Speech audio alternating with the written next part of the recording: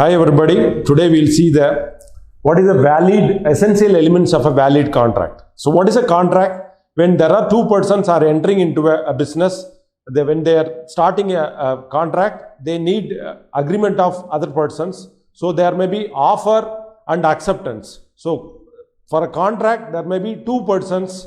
One person is called as offerer and another person is called as acceptor. So let's see what are the essential elements of the valid contract. So when you enter into a contract, if the contract is not according to the essential elements, the contract may be void. So for fulfilling the essential element, these are all the things has to be fulfilled. Section 10 lays out the condition of enforceability. So if the contract is not enforcing, then that cannot be called as a valid contract. So according to the section, all agreements or contracts, if they are made by free consent of all the parties competent to a contract for a lawful consideration and a lawful object and are not hereby expressly declared to be void. So if you want a contract to be valid one, you should enter into a lawful objectives. If you are entering into a contract for unlawful things, for smuggling or killing somebody, that contract cannot be a valid one. So a contract has to fulfill the lawful objectives of the business, then only this contract can be valid. These conditions may be called as essential elements of the contract. Let's see what are the essential elements of the contract one by one. So for a contract, there should be an offer and an acceptance. So if there is an offer and acceptance, then only the contract is a valid one. That is one of the essential element of the valid contract.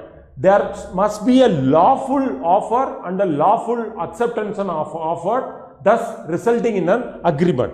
So you may offer something, he may accept something. But if it is not lawful, if it is not legally binding, that contract cannot be called as a valid one. So the adjective lawful means the offer and acceptance must satisfy the requirements of the Contract Act in relation thereto. So offer and acceptance should be there for a valid contract. Then second essential element of a valid contract is intention to create a legal relations. So when you are entering into a contract, you should have a intention to create legal relations. If you have a wrong intentions, that contract cannot be a valid one. There must be an intention between the parties that the agreement should be attached by legal consequences and create legal obligations. Agreements of social and domestic natures do not contemplate legal relations, such as they do not give rise to the contract. For example, a father is giving a work to a son, when a husband is giving a work to a wife, that is not a legal relation, that is a social and domestic work. So that cannot be coming under the legal relations. So you have to keep in mind that the contract should have the intention to create legal relations. Then third important valid element of a contract is lawful considerations. That means the third essential is lawful consideration, which means a void contract is the presence of the considerations. The consideration has to be defined as a price paid by one party for the promise of others. Consideration means if you are giving something, the other person has to get for some benefit. So that is called as consideration. That should be, if there is a no consideration, the contract cannot be valid one. So the consideration should also be a lawful one. An agreement is legally enforceable only when each parties to it give something and get something. You have to get something, other person has to get something. So only one person is winning, other person is losing. That contract there is no consideration. That contract is not a valid one. So if you want your contract to be a essential legal valid one, then there should be consideration that should also be lawful.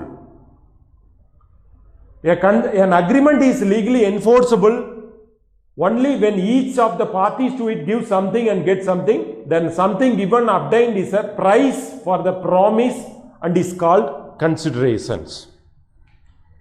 The fourth essential element of a valid contract is capacity to parties. The parties to the contract should have competent enough. So you should not enter into a contract with an unsound mind. or you should not enter into a contract with a minor. You should not enter contract with the enemy country persons. So, capacity to the parties means parties to the agreement must be competent to the contract. Contracting parties must be the age of majority and sound mind and must not be disqualified by any law to which they are subject according to the section 11. If any of the parties to the agreement suffer from minority, lunacy and idiocy, drunkenness, the agreement is not enforceable by law. If you are entering into a contract with somebody, while entering into the contract, other person is drunken, so that contract cannot be a valid one. Similarly, if he is not stable one, if he is a lunacy or if he is an unsound mind, then also the contract cannot be a valid one. So, capacity to the parties has to be ensured for the essential element of a valid contract. Then there should be a free consent, which means free consent of all the parties to the agreement is another essential element. That means a consent has two aspects. Consent must be made and should be free from any pressure and misunderstanding. Consent means the parties must have agreed upon the same thing in the same sense. So you are having some other sense, other person is having some other meaning. So there may be difference of opinion may be there. So whatever you are telling, he has to understand in the same way. If there is a difference, then there may be problems in the future. So the agreement is induced by coercion or undue influence or fraud or misrepresentations or mistake. The contract may be turned out to be either voidable or void depending upon the nature of the flaw. For example, you are forcing somebody to enter into a contract. You are forcing somebody, for example, you are having a knife in your hand and you are trying to stab him. If he is not entering your contract, that contract is not a valid one. That is a void one. Similarly, because of your position, you are forcing somebody. You are an employer. You are forcing your employee to enter into a contract. So that is undue influence. Similarly, by fraud nature, you are trying to make other person to enter into a contract. That is also not a free consent. Similarly, you are misrepresenting something and you are, by mistake, you are making somebody to enter into a contract. Then also the contract is not a valid one. So the free consent should be there by all the parties who are willing to enter into a contract. If you are forcing somebody, if you are coercing somebody, if you are frauding somebody, so that contract is not a valid one. Similarly, there should be lawful object should be there for a contract. You are entering into a contract with the other persons for unlawful objects. For example, sandalwood sales is prohibited in state of Tamil Nadu. So you are entering into a contract for selling a sandalwood or drugs. You are for selling drugs. You are making an agreement with the other person or contract with the other person.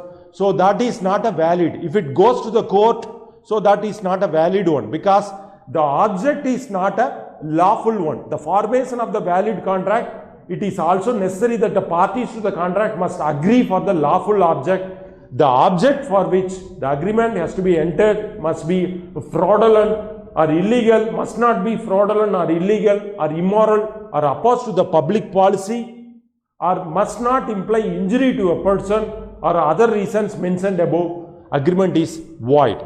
So you have to ensure that the object for which you are entering into a contract must be lawful, otherwise the contract is a voidable or void one.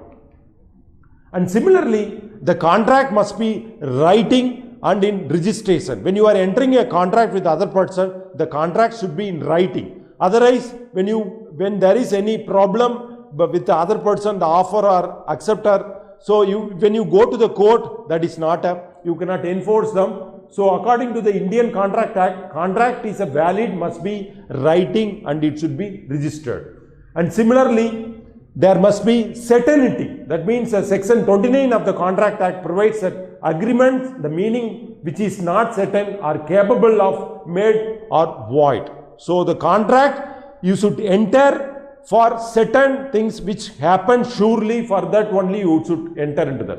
It must be possible to ascertain the meaning of agreement, otherwise it cannot be enforced. For uncertain thing, you cannot enter into a contract.